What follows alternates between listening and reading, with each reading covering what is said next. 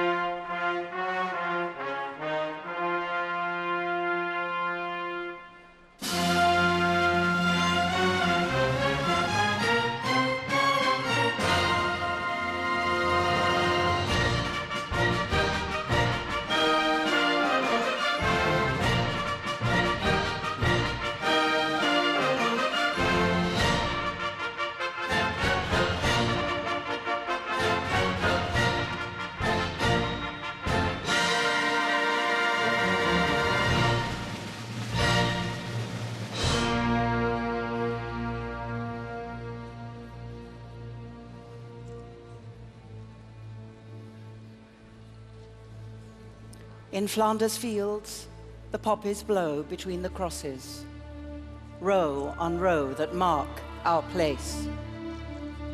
And in the sky, the larks still bravely singing fly, scarce heard amid the guns below.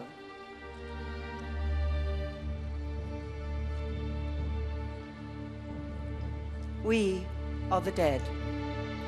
Short days ago we lived, felt dawn, saw sunset glow, loved and were loved, and now we lie in Flanders fields.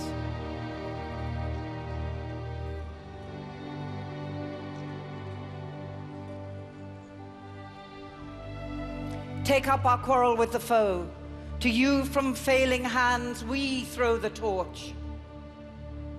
Be yours to hold it high.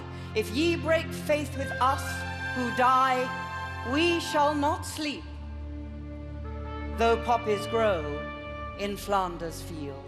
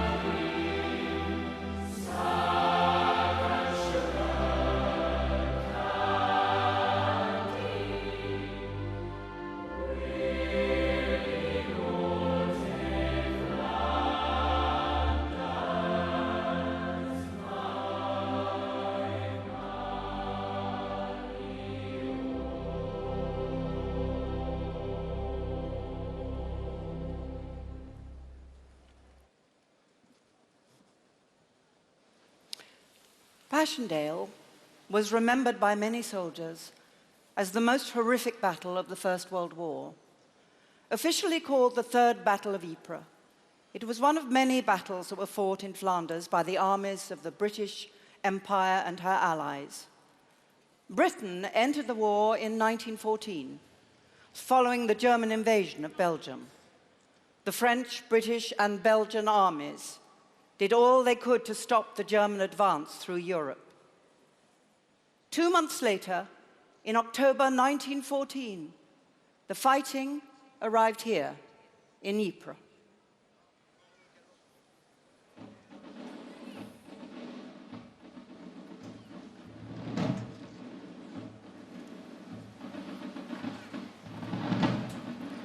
From the diary of Pastor van Wallichem, 13th of October 1914.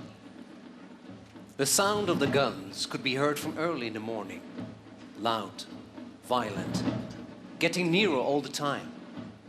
No doubt the Germans are driven back. At about 7:30 in the morning, a dozen German soldiers entered the village. They had a careful look around and then departed as quickly as they had come. Half an hour later, 3 armored cars arrived. Everyone was saying, "The Germans are back!" But they were English and Belgian. What a relief. Later in the afternoon, 150 French soldiers marched past Hallebast. And so, we had seen the troops of 4 different armies in a single day. German, Belgian, English, and French.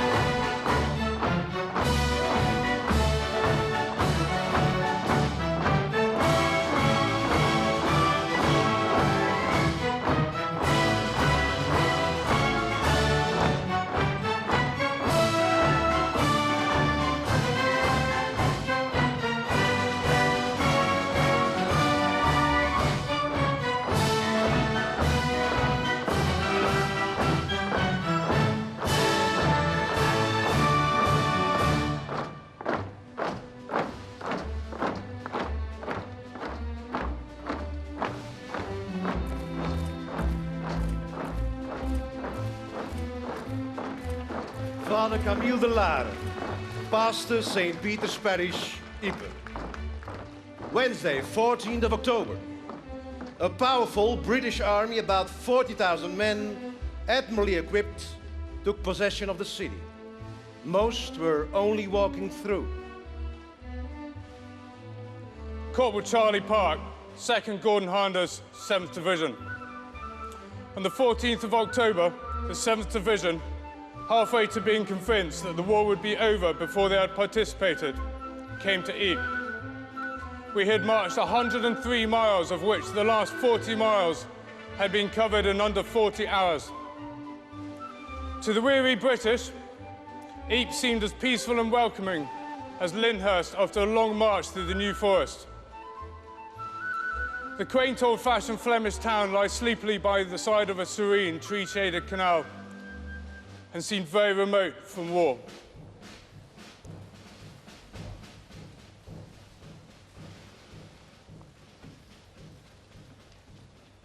Sister Marie Marguerite, teacher and member of the Sisters of Mary at the La Motte Convent, Ieper. 14th to the 16th October 1914. 250 English soldiers and 60 horses were housed in our convent. Inside the town, there were still a number of British and French soldiers. All the city's ambulances, our school, were full of refugees and represented the saddest of scenes. Oh, how we pitied them. But also, sadly, they represented the desolation and destruction of our poor country, Thank you. which only yesterday was so happy and prosperous. Gunner Charlie Burrows, Royal Field Artillery. October 18th, moved off at 4 p.m, past hundreds of refugees. All seem terrified. They block the roads, and we cannot move until they get back towards Ieper.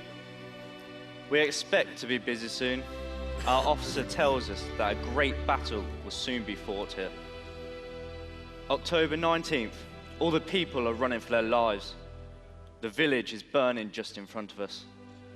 As we move on, the Germans start shelling again, and we see the shells are falling all upon them. Poor things.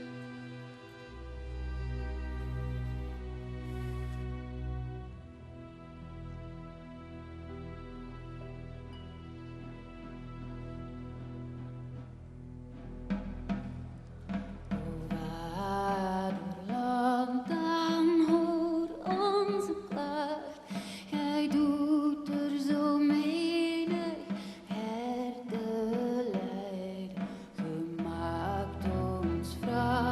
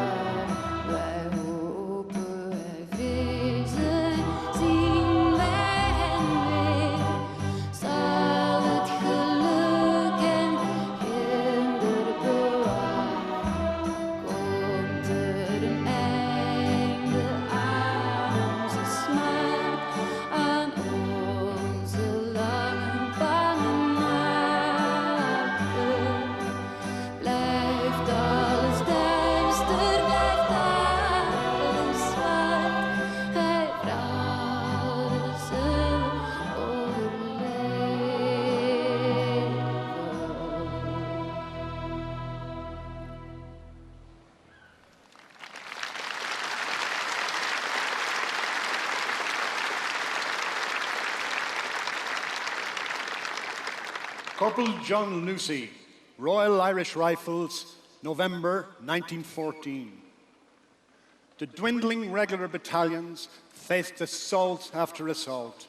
The fighting was tremendous and the slaughter such as none had envisaged. Practically every unit had lost 3/4 of its fighting strength. Yet, fresh German attacks kept coming on, and more enemy batteries thickened the circle of guns threatening Ypres.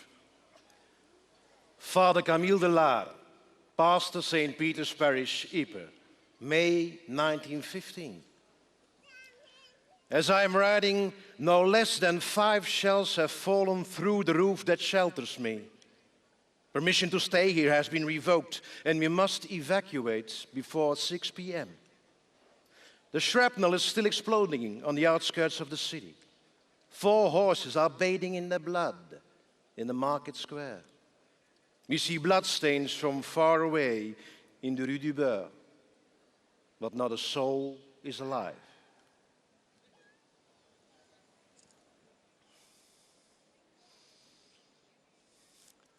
When the British troops arrived in Ypres, they brought with them a secret weapon, their sense of humour.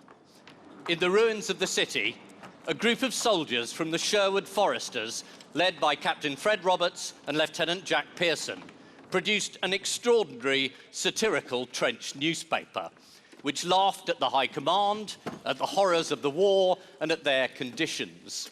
Its defiant flippancy embodied the triumph of the human spirit in the face of overwhelming adversity. Oh, to be in Flanders now that spring is here. It's February, sir. Is it, Barnes? I find it frightfully difficult to tell. Certainly very hot for the time of year. Fritz's love tokens do seem to be appearing with disturbing accuracy. That's how we know the artillery's not our own, sir. Yes, thank you, Sergeant. No, but have you seen the state of the roads out there, Lieutenant? Quite appalling, full of enormous holes.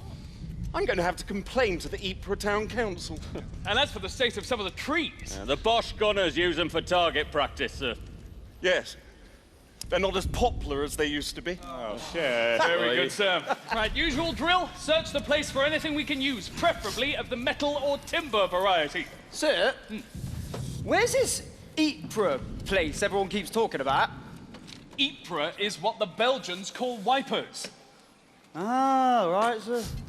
Funny lot, the Belgians.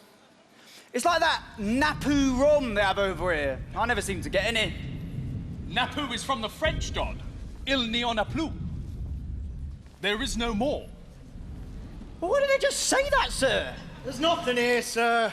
Napu salvage, sir. Very good, Don. We'll make a supper of you yet. Hey, take a look at this, sir. What the bloody hell is that? Well, that, Barnes, is an Arab. I'm not stupid, Sant. The Arab is an Anglo-American hand-fed platen press. It's a manual pedal-operated printing machine. And it is a work of art. So shall we smash it up? No! How on earth do you know all this, Tyler? I used to be a printer in Civvy Street, sir. Really? Can you make it work? Well, she's been knocked about a bit. Had some unwelcome visitors, but give it a bit of time, yes, sir. I reckon so. Splendid. Because we're going to borrow it. Isn't that looting, sir? No, it's the temporary requisitioning of civilian facilities for military purposes. Sounds like looting to me. You ever done any journalism, Pearson? Good God, no. Excellent, me neither. Because what we are going to do, boys, is produce a newspaper. Aren't we, Sergeant? If you say so, sir. What, like the Daily Mail? No. I was thinking of something rather more accurate. And what shall we call this publication? The Ypres Times. Huh? Ypres, sir? Oh, it's not going to be in Belgian, is it? We all call it wipers, sir. Yeah. Very well. The Wipers Times. Right. You heard the captain. We have a newspaper to produce. So, will the Wipers Times address the big issues of the war? Of course. We'll write the first thing that comes into our heads and Fill the rest with advertisements. There might be a slight problem with potential advertisers, such as, shops, restaurants, theatres, small businesses, etc., etc. What problem? There aren't any. They've all been blown to buggery. Oh, is that anywhere near Popperingy? No, it isn't. You didn't hear that, did you, men? No, sir. But it was most amusing. I'm sure we can find some advertisements. Fred, you are an incorrigible optimist. Optimism. Now, there's a dangerous thing, particularly in a war. Jack, do you suffer from optimism? Men! Are you suffering from optimism? Many are and don't know the telltale signs. Is it serious, Doctor? I just need you to answer a few questions. Do you wake up in the morning feeling all is going well for the Allies? Yes, Doctor. Do you sometimes think the war will end within the next 12 months? Absolutely, Doctor. Do you consider our leaders competent to conduct the war to a successful issue? I should say so, Doctor. Oh, dear. This is the worst case of cheerfulness I've encountered. But don't worry, I'm writing something for you now which should cure you completely. Is it a prescription, Doctor? No, it's your orders. I'm sending you to the front line. Thank you, Doctor. Take a wilderness of ruin, spread with mud some 6 feet deep. In this mud now cut some channels, then you have the line we keep. Now you get some wire that's spiky, throw it round outside your line. Get some pickets, drive it tightly, and round these your wire entwine. Get a lot of Huns and plant them in a ditch across the way. Now you have a war in the making, as we hear from day to day.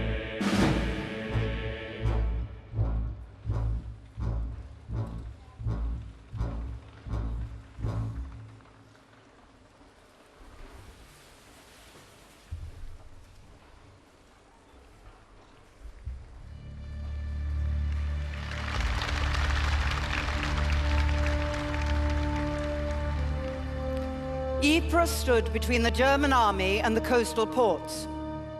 Right here, the Allies halted the German advance in what became known as the First Battle of Ieper. After fighting to a stalemate, both sides dug in, forming the Western Front, a 440-mile trench system that snaked from the North Sea to Switzerland. To the east of the city, the German army held the high ground, small hills that dominated the area. The Allies were surrounded on 3 sides in what came to be called the Ieper salient.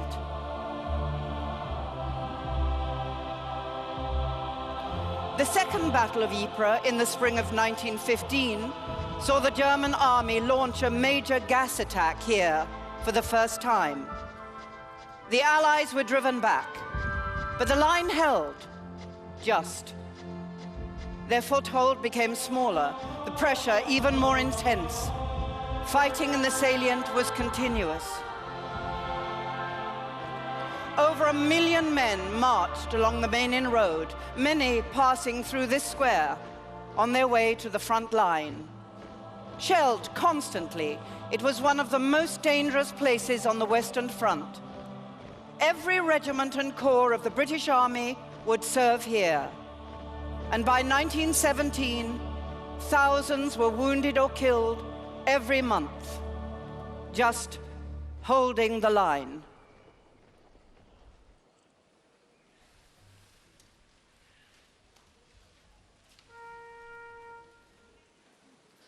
Far, far from wipers I long to be, where German snipers can't get at me. Damp is my dugout, cold are my feet, waiting for whiz-bangs to send me to sleep.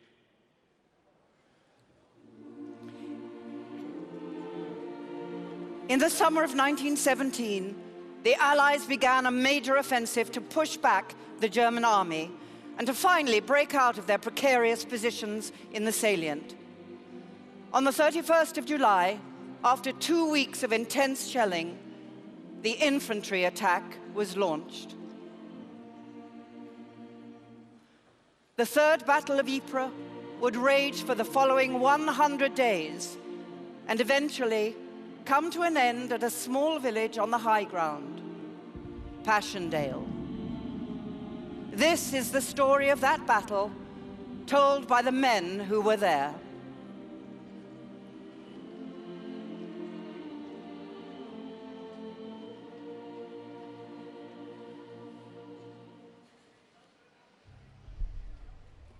I was 19 years of age. I was in the front line trench at Passendale. Now, Passendale, when I knew it, was flat. Everything was blown to pieces.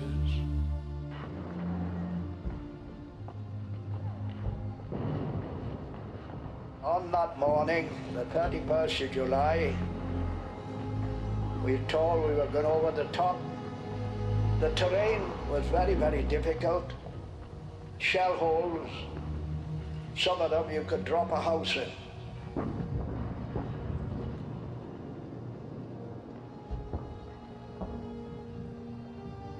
We entered the front line.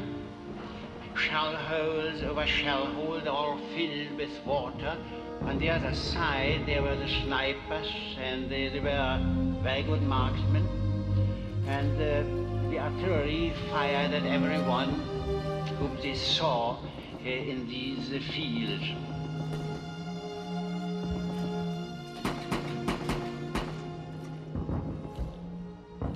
About 8 o'clock in the morning, one of those whiz-bang shells landed about 2 feet under me and blew me right over the whole place, and my section was almost buried, but fortunately the shell did not explode, thank God.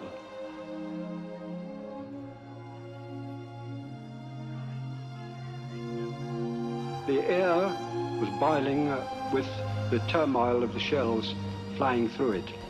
We were thrown about in the aircraft, rocking from side to side, being thrown up and down. Below us was mud, filth, smashed trenches, wreckage of airplanes, bits of men.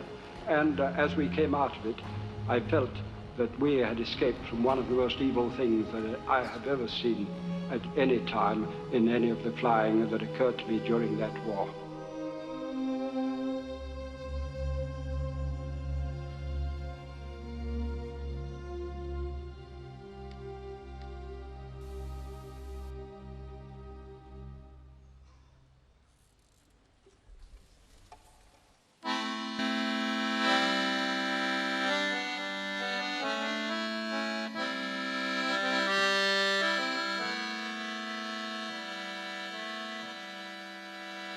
And I'll wager a hat full of guineas against all of the songs you can sing, that someday you'll love and the next day you'll lose, and winter will turn into spring, and the snow falls, the wind calls, and the year turns round again.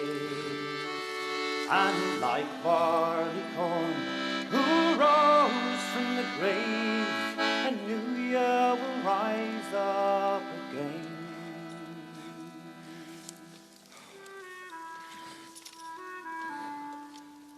Father used to tell me that when he was a little one, he used to get himself in all sorts of trouble. He always said that the worst scrape he got himself into was the First World War. And the worst battle he was in was at Passendale. Whoa. And he was there all because of an horse.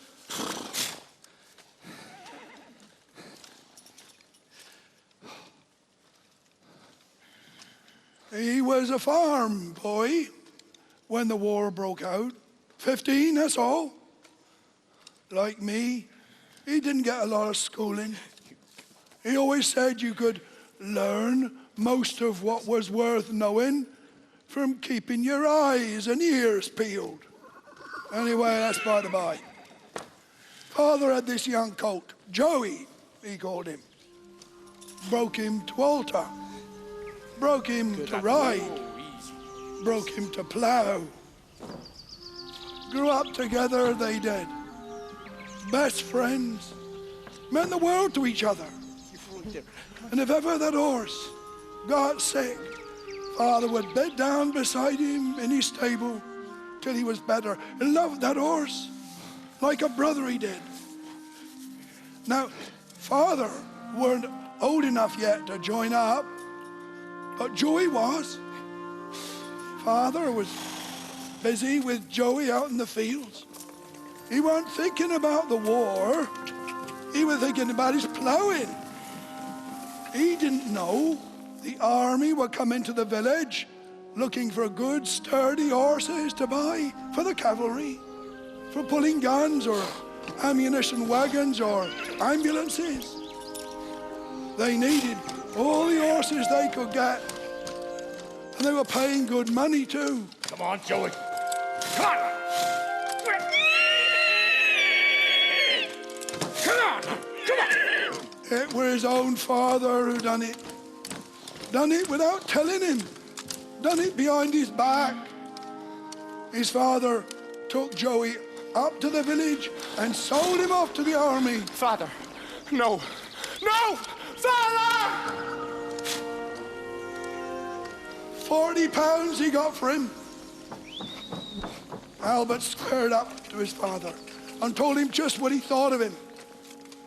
Said goodbye to his mother and told them he was off to join up to find his Joey and bring him home. Nothing they could say would stop him. Now, there's millions of men over there at the front in Belgium, and millions of horses too. Needle in an haystack, you might think. Father told me, and you'd be right. Just staying alive was the difficult bit. The worst was at the Battle of Passendale. He always said that. Hell on earth, he called it. For men and horses both. The horses died just the same way the man did. Shell fire, machine gun fire, barbed wire, and every horse Father saw, dead or alive, he thought it might be his Joey. Then, at first light, one grey, misty morning, Father's on stand 2 in the trenches, on lookout for German attack. And he looks out through the mist, and he sees something moving out there. Not a German, not a cow, but a horse. A horse in no man's land. Well, he never thinks twice. He loves horses, all horses. So he's got to go out there and fetch him in, hasn't he? Quick as a twig, Father is up and over the top and stumbling through the mud towards this horse. Trouble is, there's this German bloke doing just the same thing. And he's waving a white flag. No one shoots. So the two of them, a Fritz and a Tommy, had a nice little chat. So what do we do now? The German spoke a little English. Father didn't know hardly a word of German. We don't want to start a war now, do we? The German bloke laughs, takes a coin out of his pocket, holds it up, and says, I have a good idea, Tommy. Let us toss for the horse. You call. Seemed like a fair idea to Father, so he calls. Heads.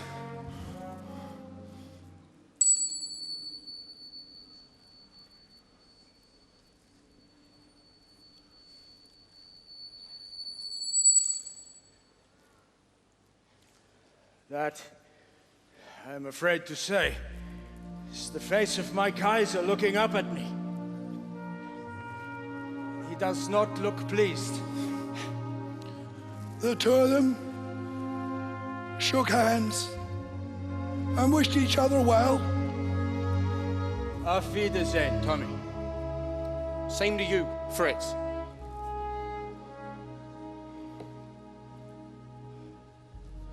So, Father won, and you guessed it.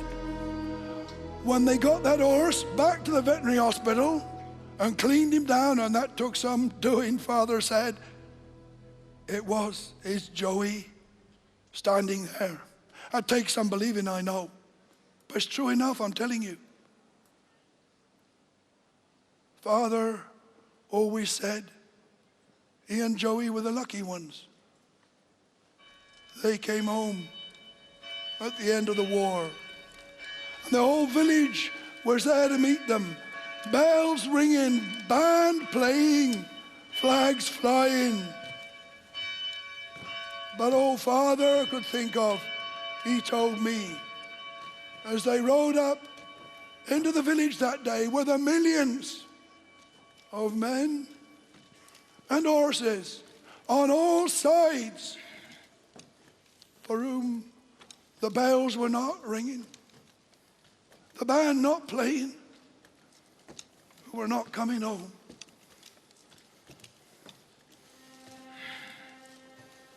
The lambkin in the manger, the light upon the lea, the moorland yields to glory, the shepherds bend the knee. And all are wrapped in grace, and all are gifted worth. Peace walks upon this blessed land. Peace walks upon this blessed land. Peace walks upon this blessed land. Goodwill upon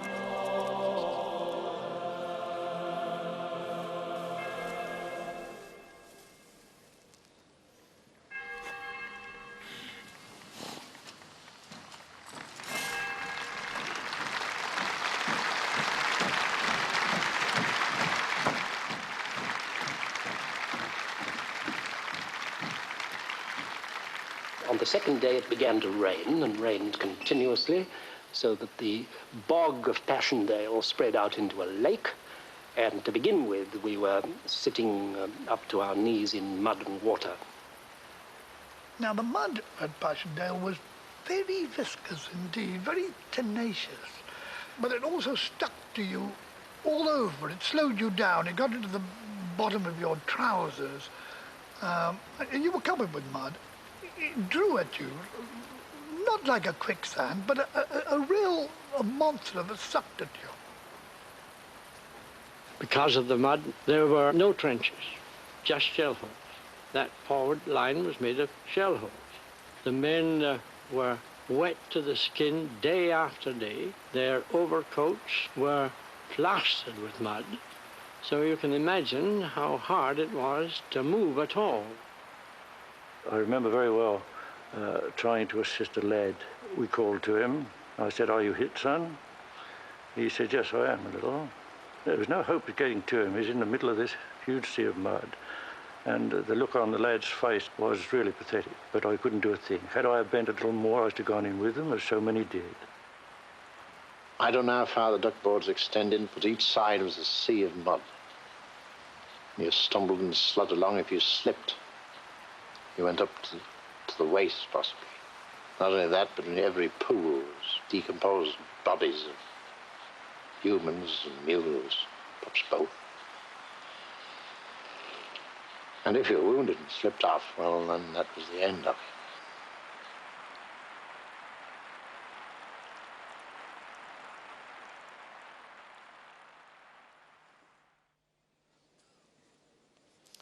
Incredibly, the Wipers Times continued to be produced throughout the war, even though the Sherwood Foresters were involved in the heaviest fighting, with both editors, Roberts and Pearson, winning the Military Cross.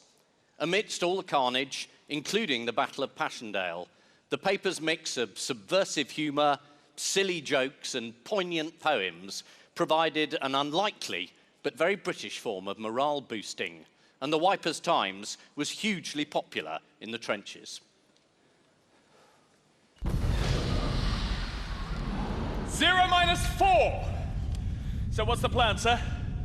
What we've got to do, Jack, is increase the print run, up the cover price, bring in some new writers. You don't think you might be getting rather obsessed with the Wipers Times? Obsessed? I'm not obsessed. Sergeant Tyler? Sir? Any new submissions to the paper? Bleeding hundreds. Excellent. You haven't read them, Fred. Please tell me it isn't all poetry. Fine, it isn't all poetry.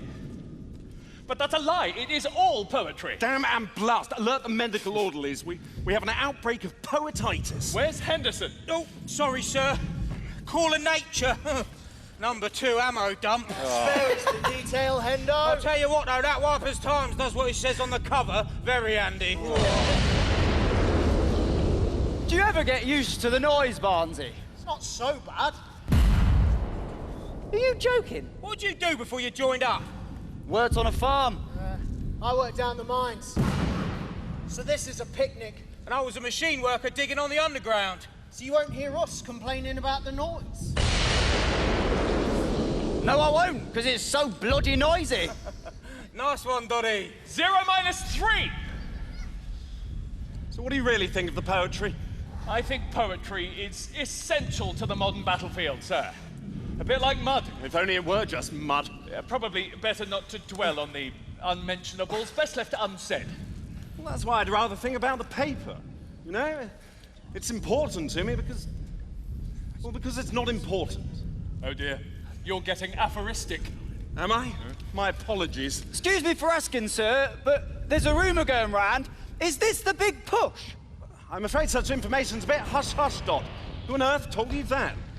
The Germans, sir. They're shouting out across no man's land. Yes, well, perhaps not the best-kept military secret in the history of the British Army. However, I do have some good news, lads. Sir? All you men are to receive chevrons.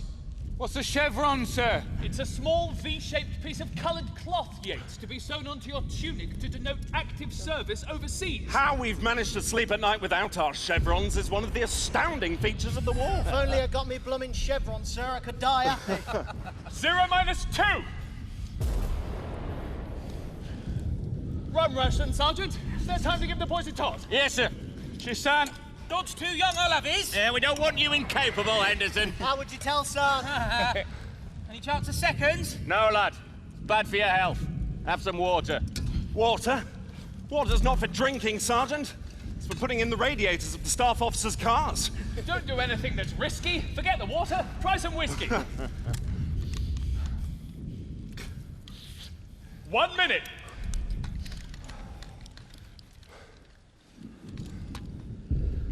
No jokes, then? Bit short on jokes.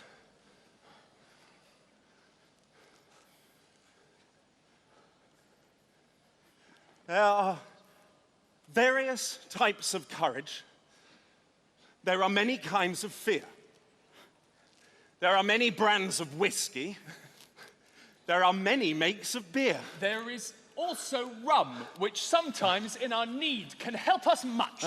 But 'tis whiskey. Whiskey. Whiskey hands the courage which is Dutch.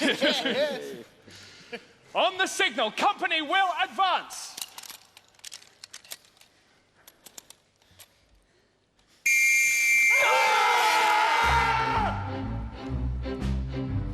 There are various types of courage, there are many kinds of fear.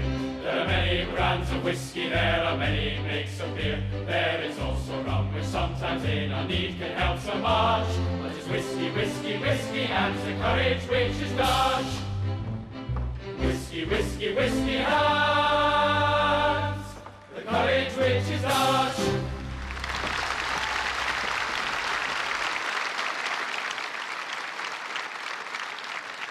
Over the whole of Passendale, there was a smell. It was a sweet smell.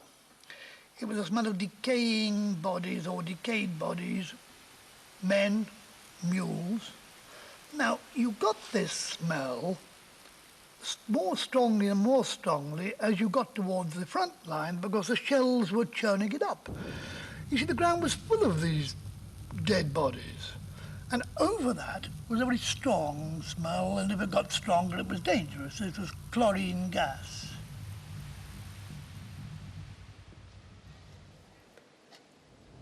Dear Mrs. Morris, I do hope you will have this note before learning from the War Office. Your son, Lieutenant J.G. Morris, was admitted to our ambulance about 9 o'clock this morning, suffering from abdominal wounds, and is very dangerously ill. He was operated on shortly after admission, is just as well as we can expect.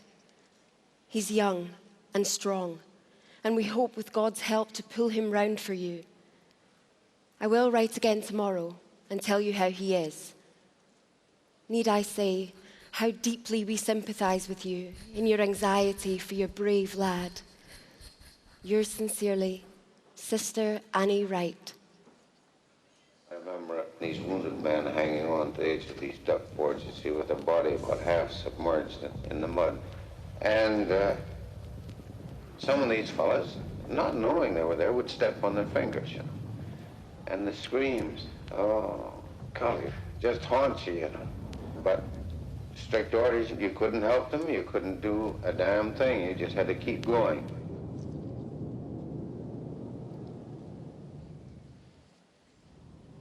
Dear Mrs. Morris, your son, I'm sorry to say, is not nearly so well this morning. He had a very restless night, and his condition causes much anxiety. He does not appear conscious of pain and takes no interest in life. We'll write again tomorrow.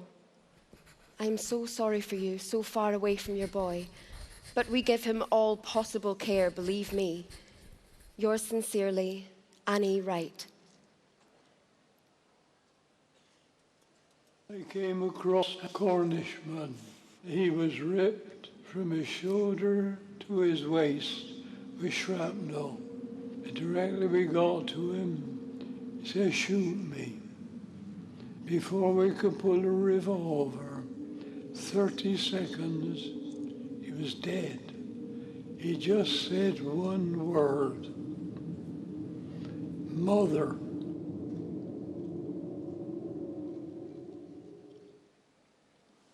Dear Mrs. Morris, your wire came this morning just an hour too late, your dear boy having passed peacefully away at 9 o'clock.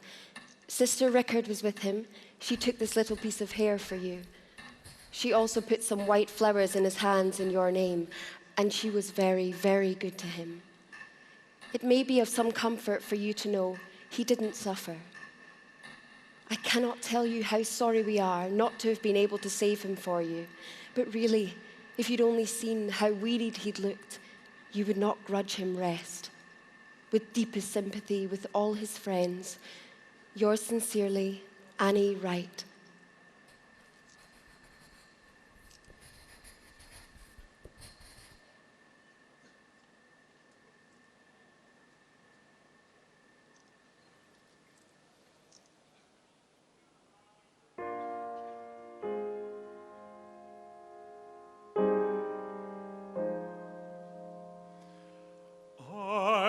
Homesick for my hills again,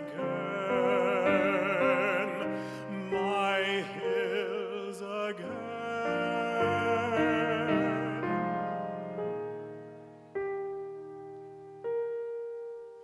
To see above the Severn plain unscabbarded against the sky, the blue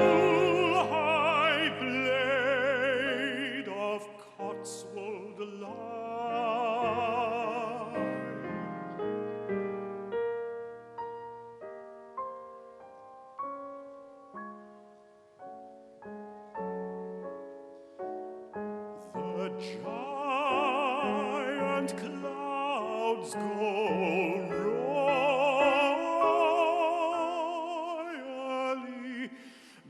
by jagged Malvern with a train of shadows.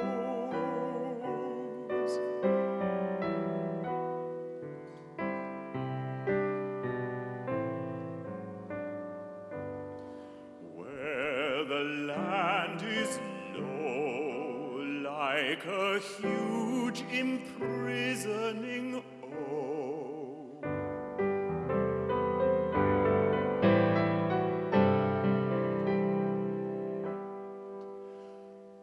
I hear a heart that's sound and high. I hear the heart within me cry. I'm homesick for my hills again. My hills again. Cotswold or Malvern, sun or rain.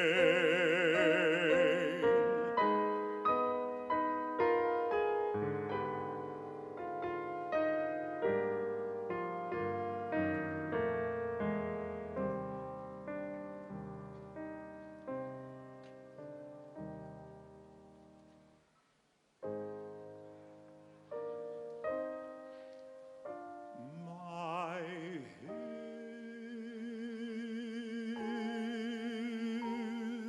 hills again.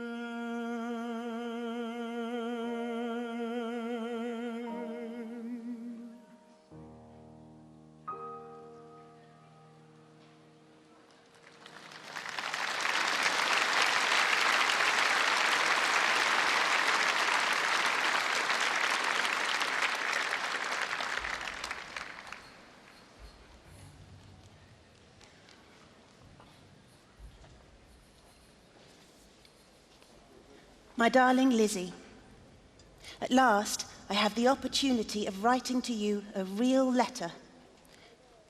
In the first place, dearest, I trust you and the children are quite well.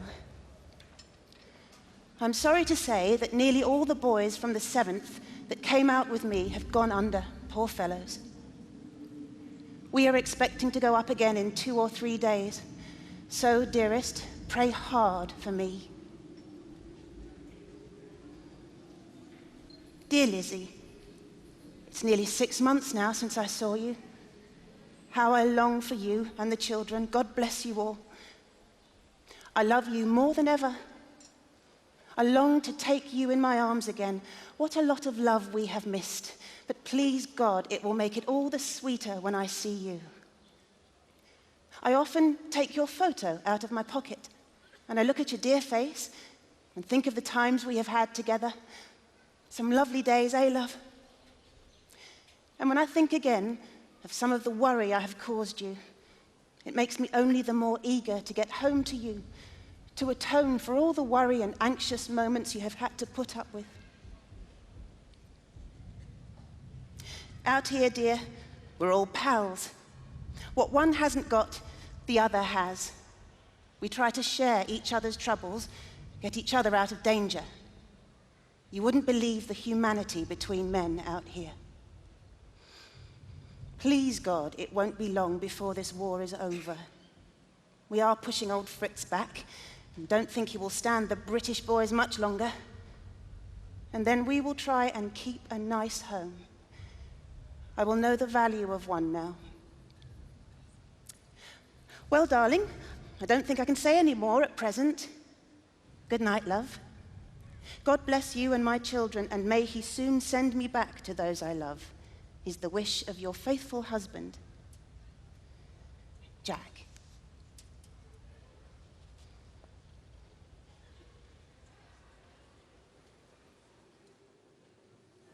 When Jack's letters stopped, every effort was made by his family to find him. On the 4th of December 1917, Lizzie received a telegram informing her that Private Jack Mudd, 24th Battalion, London Regiment, was missing, presumed dead.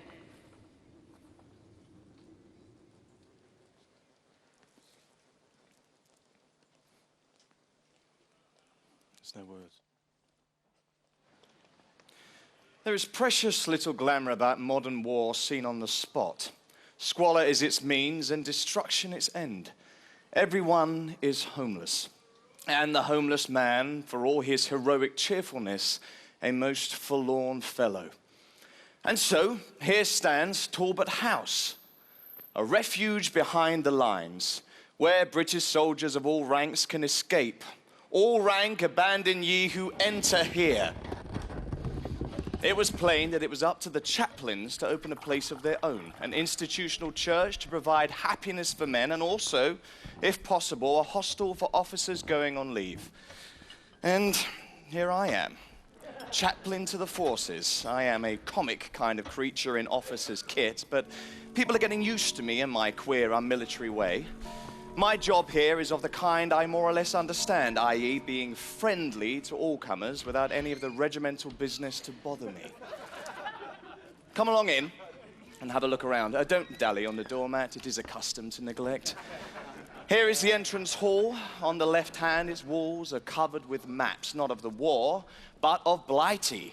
See how the London we love, without knowing it is worn away by the faithful fingers of your fellow citizens. Looking straight through the hall, you catch a glimpse of a well-kept garden where men bask as in St. James's Park. Come into the garden and forget about the war.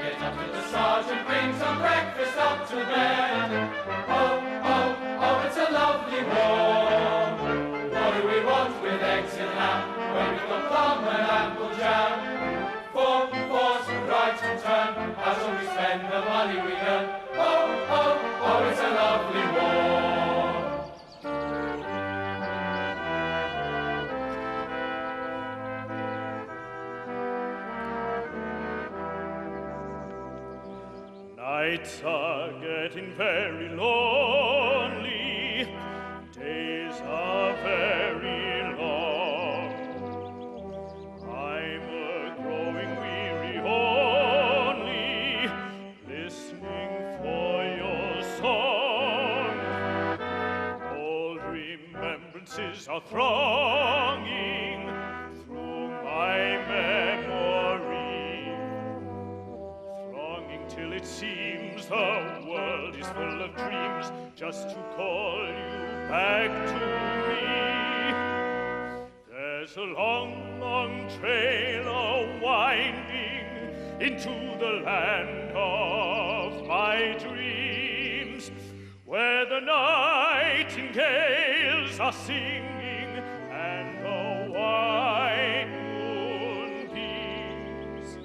There's a long, long night awaiting until my dreams all come true, till the day that I'll be going down that long, long trail with you.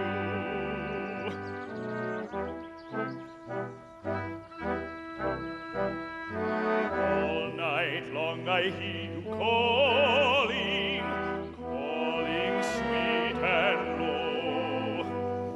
Seem to hear footsteps falling everywhere I go.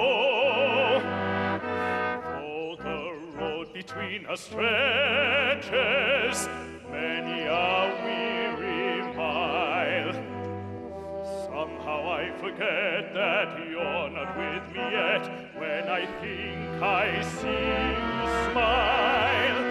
There's a long, long trail winding into the land of my dreams, where the nightingales are singing and the white moon beams. There's a long, long night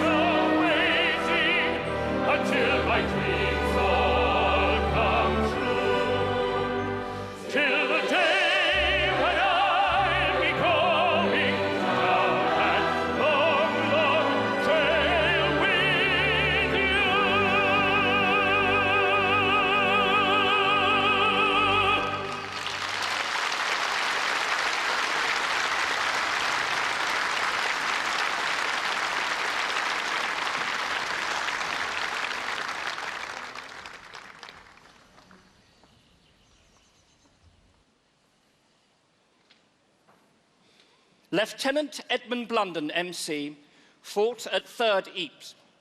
He would later recall vividly entertainment behind the lines in his poem, Concert Party, Bussenboom.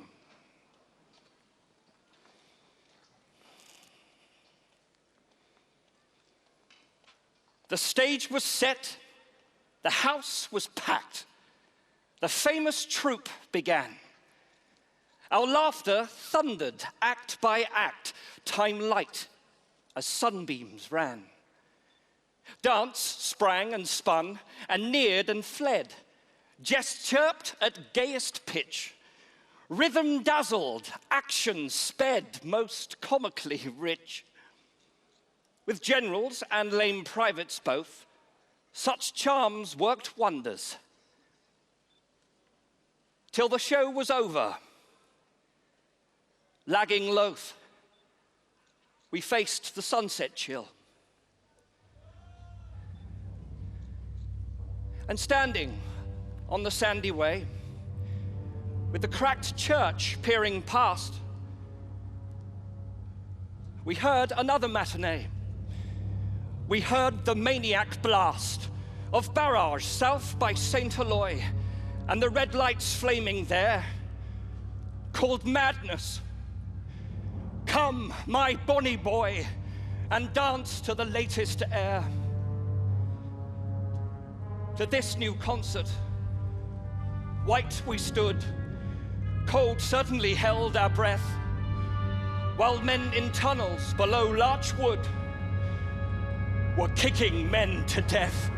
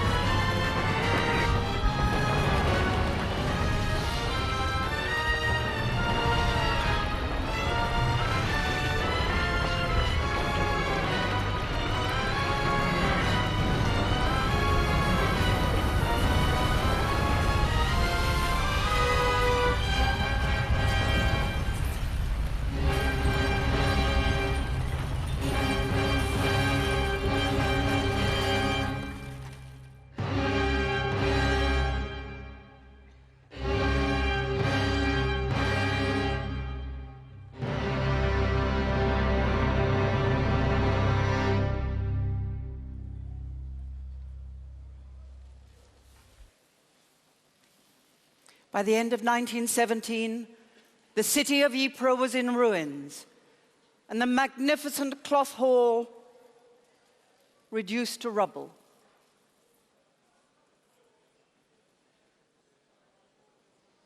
On the 10th of November, British and Canadian forces finally secured the village of Passendale, and the offensive was called off.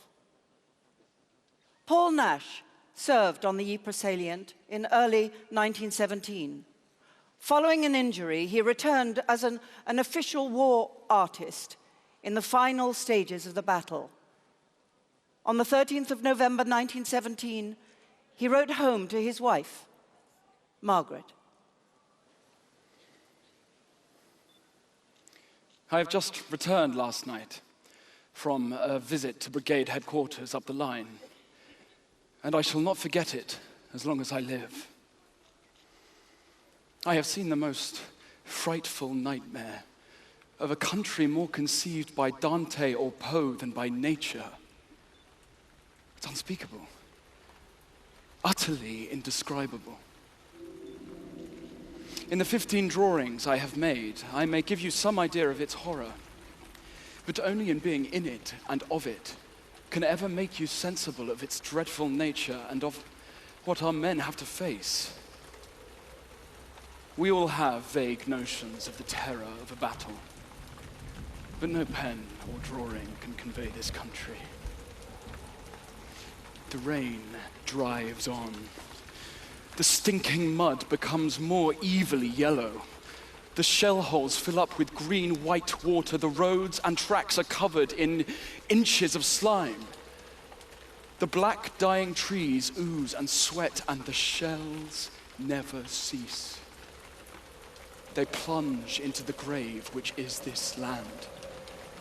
One huge grave, and cast up on it the poor dead.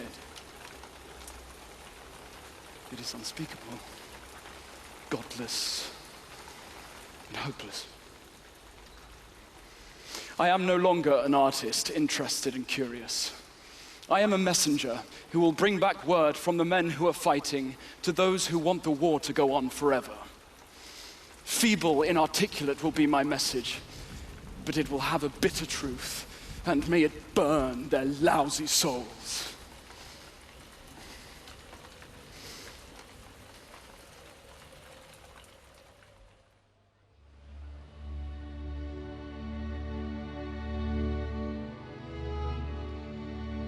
Passendale was the infantryman's graveyard. We called it the slaughterhouse. And even the most seasoned veteran felt he'd be lucky if he got there and came back. There was no chance of getting wounded and getting a blighty one at Passendale. You'd either get through or die. The day we came out of Passendale, I think that was the day that I was most scared of all. I mean, throughout the war, you didn't sort of anticipate being killed. When you saw chaps killed, well, you sort of felt, well, you know, this is the war. It was only when a friend of yours was killed that you really felt it. The worst thing for me was Passendale. That's where we were really right in the thick of it, and it was just horrible. The mud and the shocking ways of life. Passendale.